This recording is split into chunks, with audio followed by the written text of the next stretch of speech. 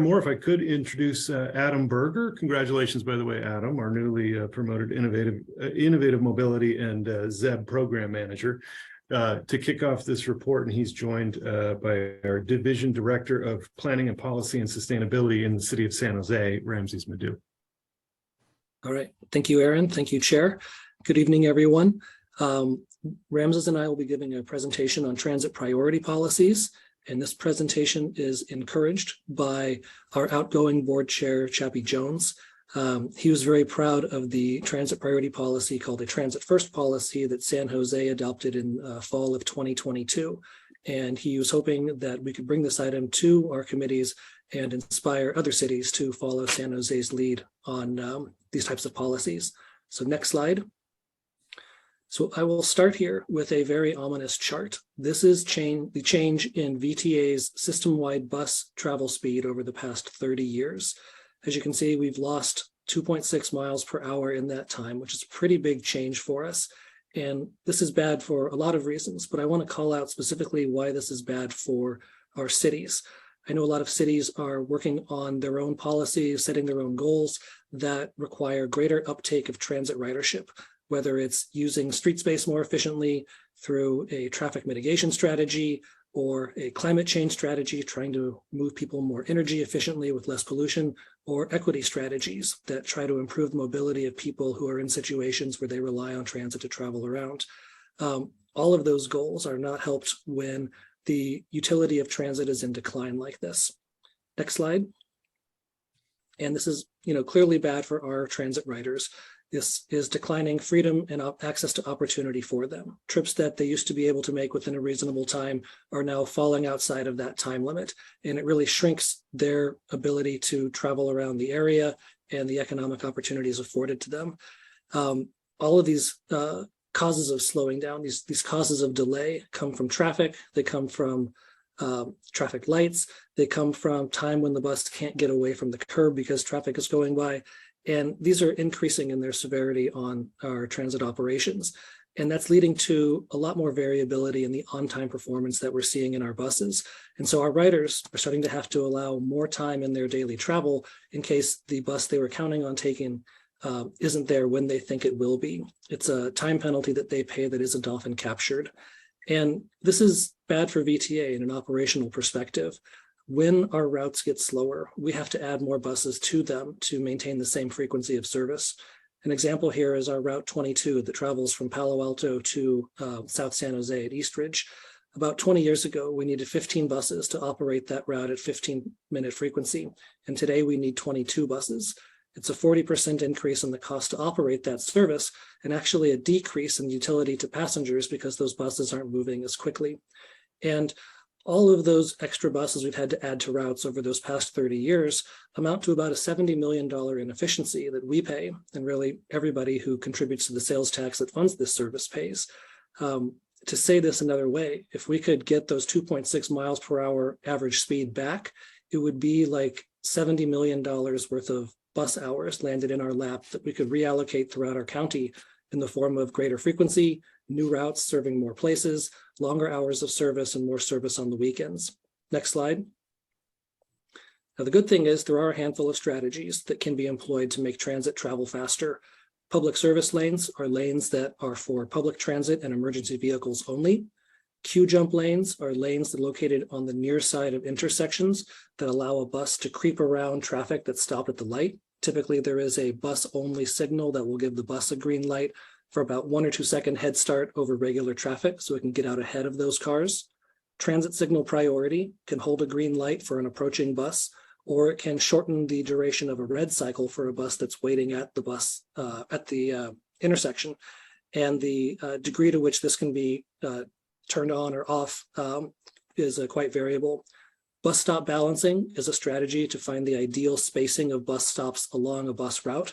In some locations where there are several stops in close proximity, the bus is stopping at all of those, picking up 1 or 2 passengers, and it really slows down the service. So we can space those out. We can keep good access while making the bus faster.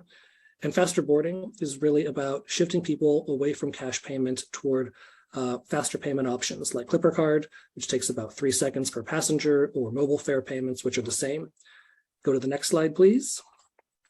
And the challenge here is that those last two, which are things that are within VTA's authority and occur at bus stops, only account for about 25% of the time that the bus is in operation. And truly, our ability to gain travel speed here is somewhat limited. There just aren't big gains to be had.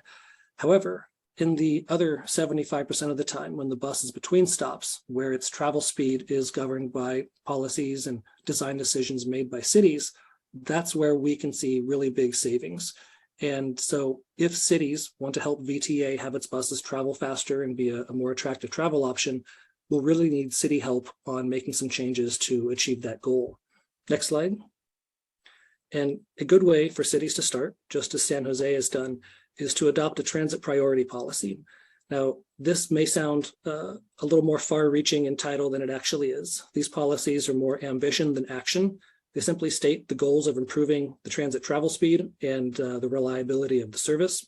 They identify when and where the policy should be applied. So generally on a route that carries transit, perhaps at a certain frequency, or where the speed of transit is too low, or perhaps limited to, say, weekdays only. The policy itself does not require any changes or apply strict rules, and that's for two reasons. One is that every street is unique in the different interests that it's trying to balance out there, whether that's moving cars, transit, bicyclists safely accommodating deliveries, or creating a pedestrian zone like a downtown. And it'll be a municipal decision to decide how that balance should work. Also, because the causes of delay can really vary from block to block. It might be a signal priority change at one block, a traffic affecting change at another, a bus stop design change at another, and it takes some time to figure out what the right answers are. And that's something where VTA staff and cities can work together if cities are interested in making transit faster. And the last thing, which is actually pretty important, is that it provides direction to city staff to understand how they should approach a lot of these design decisions. Without that direction from council leadership, cities staff will preserve the status quo, which is giving us this decreasing utility of transit outcome over the past 3 decades. So this is my final slide. I will hand it over here to Ramses to talk about what San Jose has done, and we'll both be able to take your questions at the end of his presentation. Go ahead, Ramses. All right, thanks, Adam, and such a great setup. Afternoon, members of the PAC. I'm really excited to talk about the work that we were able to accomplish in San Jose. Let's go to the next slide, please. So why does the city of San Jose care about transit? What's our interest in making this all work? We recently adopted a citywide transportation plan called the Move San Jose, and these are the goals. Right. We need safer transportation. We need cleaner transportation. We need less driving for us to be able to get to the goals we have in the city. And transit is a significant portion of us being able to meet all of these goals. Next slide, please. And of those goals, from those goals, we got to these major areas of strategies. We in the city of San Jose have elevated transit to one of the 3 major approaches to addressing our transportation needs in the city. We need to see significantly more people using transit to get around than they do today. And as Adam so clearly pointed out, the way that we're going right now, our transit is getting more expensive and being less valuable to its riders. And we in the city realized that a significant portion of what needs to happen in transit is actually on our backs in the city. It's our responsibility to take on that 75% that Adam was showing us a few slides back. And so we put out a few different major transit strategies, including transit expansion, which we're working on a lot. But you can see there improving existing transit service. So under that strategy, one of the things we've done is adopt this transit first policy. Next slide, please. So how does this, how do we support transit through this, right? So you already saw, Adam really set this up already, right? So there are the curbside, the elements on the sidewalk, the parts that we own right there by the stops. We can help make the vehicles getting in and out from the curb faster. We can help gain more space for vehicles for them getting in and out of the road. Another one is bus only lanes and queue cutting lanes and things like that. But the other thing that cities have under our control is actually the rest of the environment that transit riders use, right?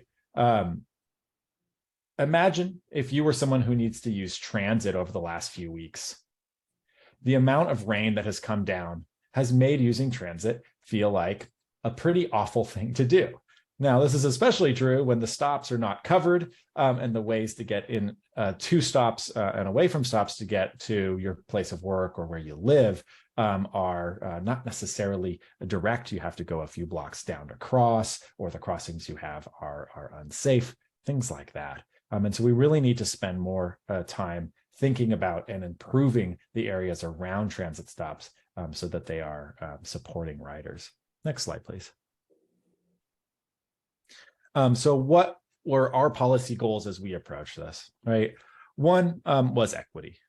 We really want to see a distribution of investment in the infrastructure and transit improvements across San Jose, but first focusing on the areas where we can help rider affordability and ease and dignity. Competitiveness. Now, competitiveness is the way that we get more people on transit. Right now, most people who use transit are captured riders, meaning they don't really have another option. And honestly, they want to get off transit as soon as they can afford to. And we need to change that. We need to change that paradigm. We need to change transit as you see it in European cities or in Asian cities or in other parts of the United States, where getting on transit is equal to or better than getting around by car. We got a lot of work to do, but this is a big step for us to go that way.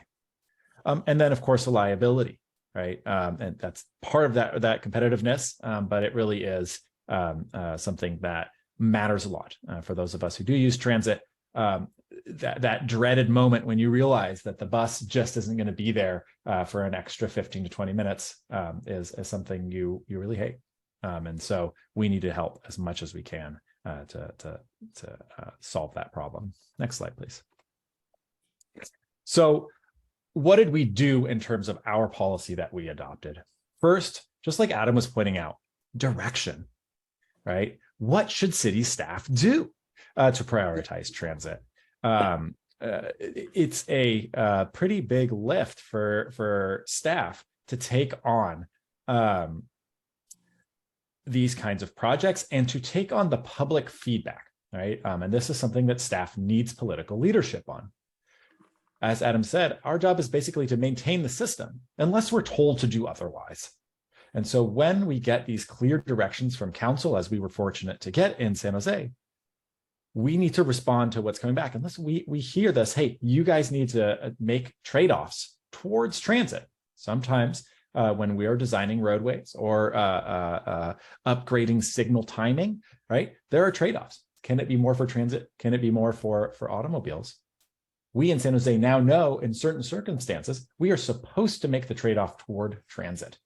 And that really helps us and gives us that firm grounding so that when we get that call from a constituent and says, well, what did you do? Why did you slow me down in a car? We can say, well, the city's policies are, right, to do this. And that gives us a real way to do that. We took on 9 guidelines. We can share what those are, but basically they give us that direction and give us the way to go through that.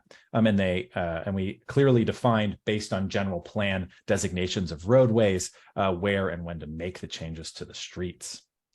And then we adopted a toolkit, and that toolkit looks at the technologies and the infrastructures and tools for us to be able to, as we're looking at these types of projects, folks don't have to kind of research again. What are the different things that staff can use to help improve transit? We got a lot of help from the VTA staff in thinking this through and creating this toolkit for our staff, so that as it passes from folks like me, planners who love to think big, to the folks who actually have to do the designing and engineering and need to think about every single detail, they actually have a nice cookbook to use. And again, this is about creating fluidity and enabling staff to make these kinds of decisions. Next slide, please. And so here are some more of those toolkit examples. So a lot of these Adam already talked about, but some of the ones that are kind of most at hand, right, are those transit signal priority pieces, and then some of these public service lanes or bus only lanes. We do public service lanes because they're specifically programmed so that emergency vehicles can also use them when needed. Next slide, please, or is that the end? That's it. So I'll just wrap up by saying one thing. For San Jose to meet its goals, for the state to meet its goals, and I would say for the region to meet its goals in transportation, the environment, social justice, we need a great deal more transit. And it's our responsibility as cities to take on that change. And we are really hoping that we see other cities start to think about how do you embed these kinds of directions in their policies as well, so that we're all working together to make the system that much better. Pass it back to you, Chair.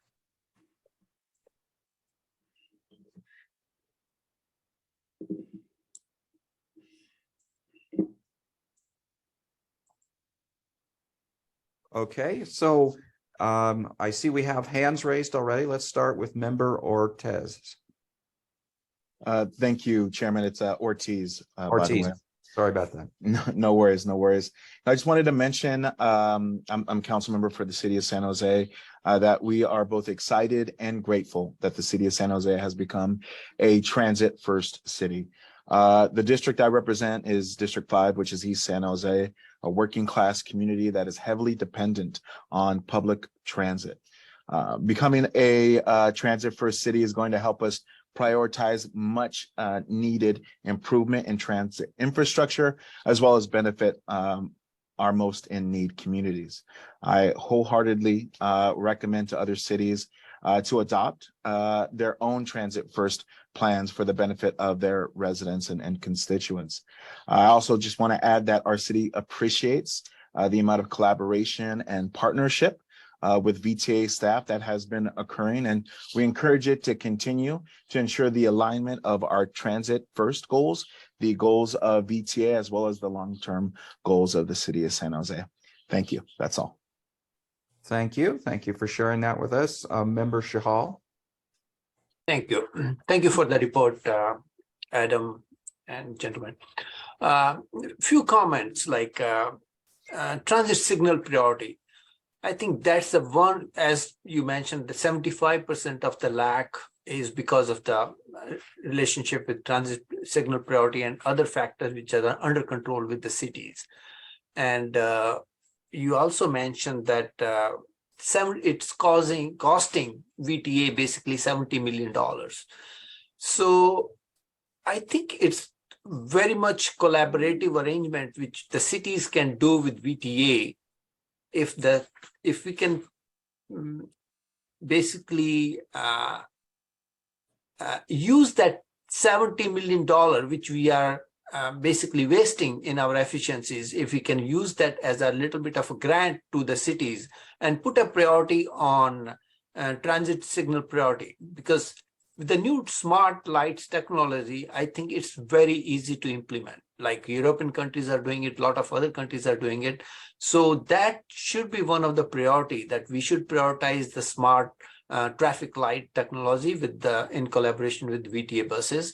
And it should be a region-wise, like VTA should come up with a reason-wise approach, not at piecemeal that, okay, San Jose does that, Santa Clara does that. It should be reason-wise, one goal from the VTA, hey, let's work on it, let's do this thing. And other innovative steps which were taken by VTA, like innovative transport mode, given grants to Palo Alto as well as to Milpitas for the last mile, last mile travel. That can increase other efficiencies of the buses we run, basically. So those are my comment, and I would be very much, I have emphasized this thing to my council about introducing the smart lights, not only on the transit routes for VTA buses, but also for other routes which fall north to south within the city. So I would love that San Jose, whatever homework has been done by San Jose and the VTA, give us a cheat sheet to all the cities and let them work on it. Thank you. Thank you, Member Chahal. I can say also in Los Gatos, we have been implementing some smart lights and ones that actually recognize bicycles too, if they are running a certain app to give bicycle priority also.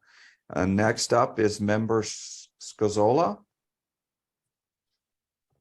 Thank you very much. Yeah, I'd just like to also second, I'm very interested in the smart light technology. It sounds like a really useful thing. So if anyone can forward me more information on that, I'd really appreciate it. So I'm definitely with Mr. Chahal about the smart lights being very important. That sounds very interesting. Also, as a former East San Jose kid myself, I gotta say, I remember in my youth being extremely excited. One of the first things I ever voted for was we're going to get BART to San Jose. And I'm glad the progress was made, but I'm actually really curious if there's, I've been out of the news loop in regards to BART and future plans, and if there's any information that maybe could get forward to me, because, it really was a convenience for me and my friends. We would drive to Fremont, jump on the BART and get to where we needed to be. And I'm so glad it's in, San Jose now, and I'm seeing if there's, future plans regarding BART. Thank you. Thank you. Next up, Member Mekachek. Thank you. So I'm hearing there's a $70 million value proposition.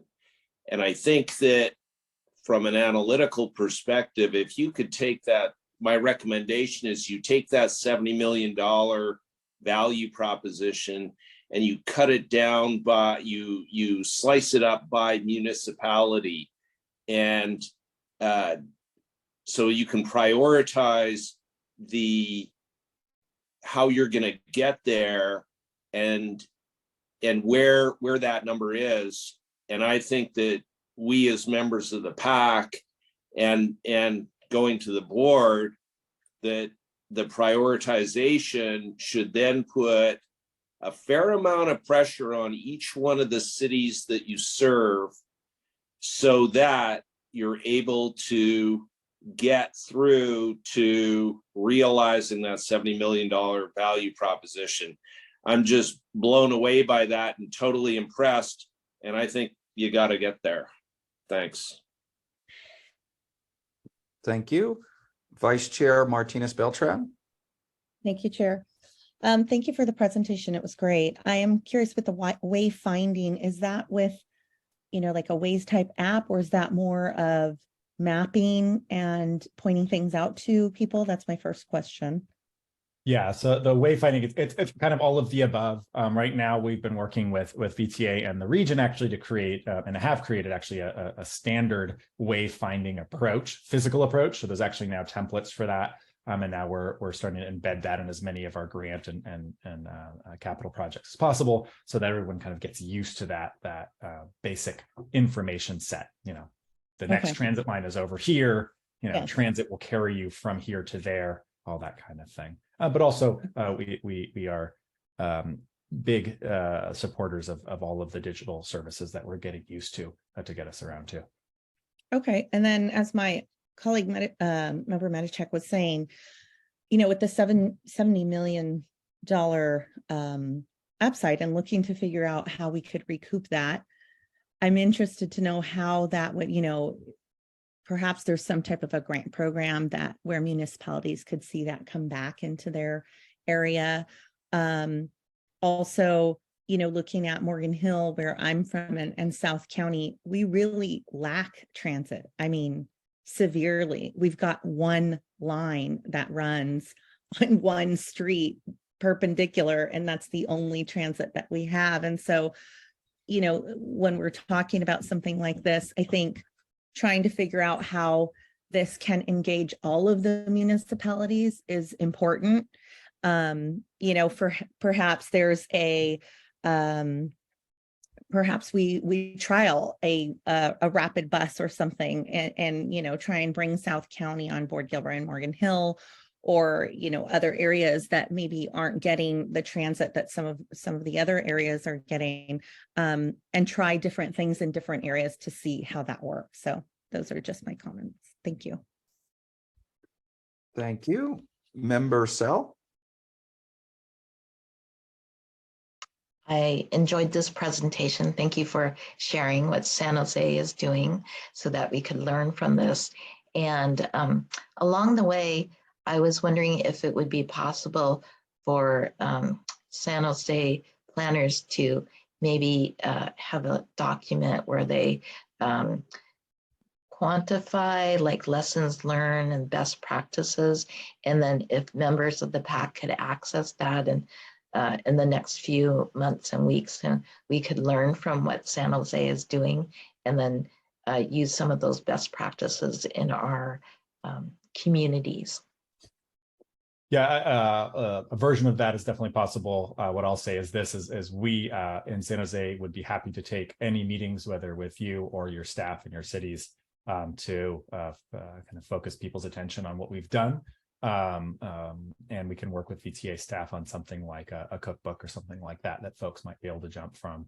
I'll talk with Aaron and Adam about that. Thank you. All right, I don't see any more hands. I haven't opened public comment yet, so let's do that. Would any members of the public wish to address us on this item?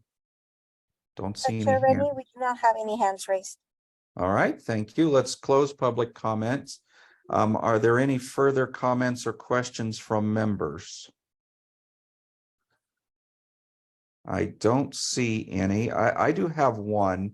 At one point, we had started to try to do a pilot transit lane. Are we still, are we going to come back to trying to do that at all?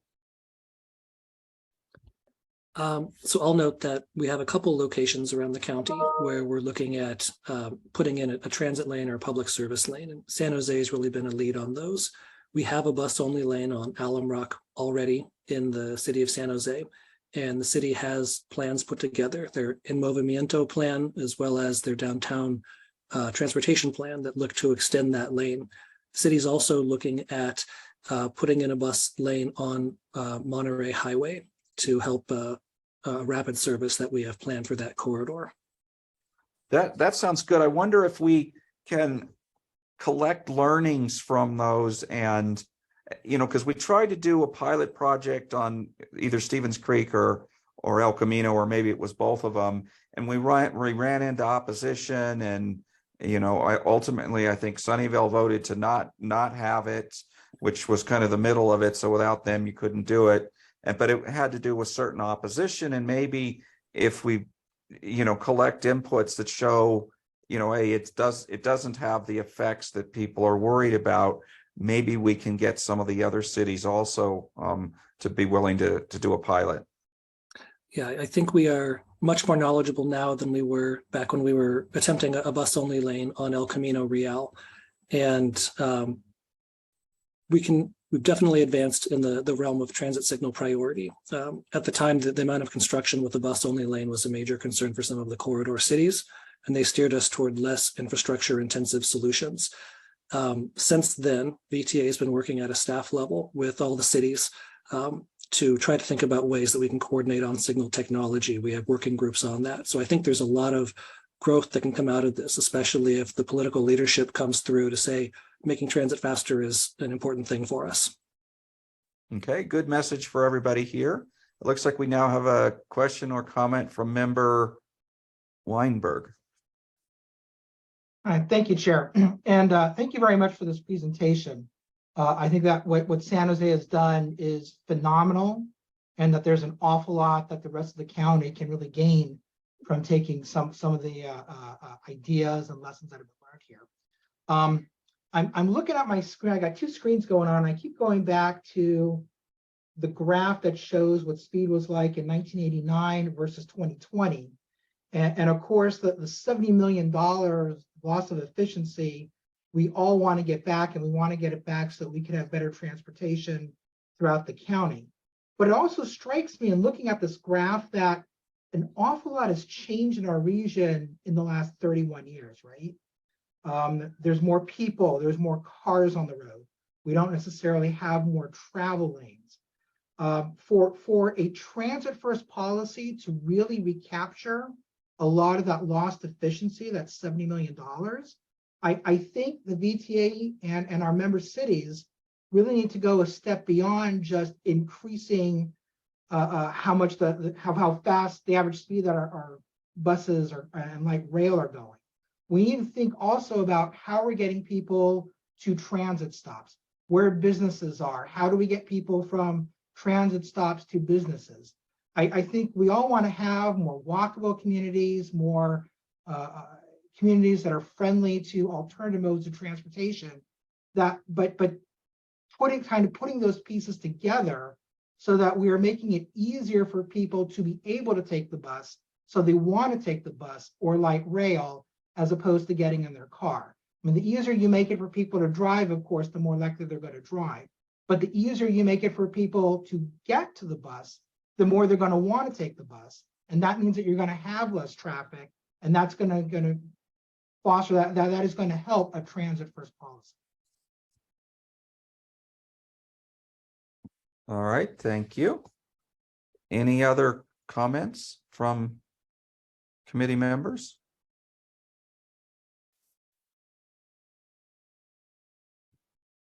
I do see a member in the attendees. I didn't, let's go ahead and allow Kevin Park to speak.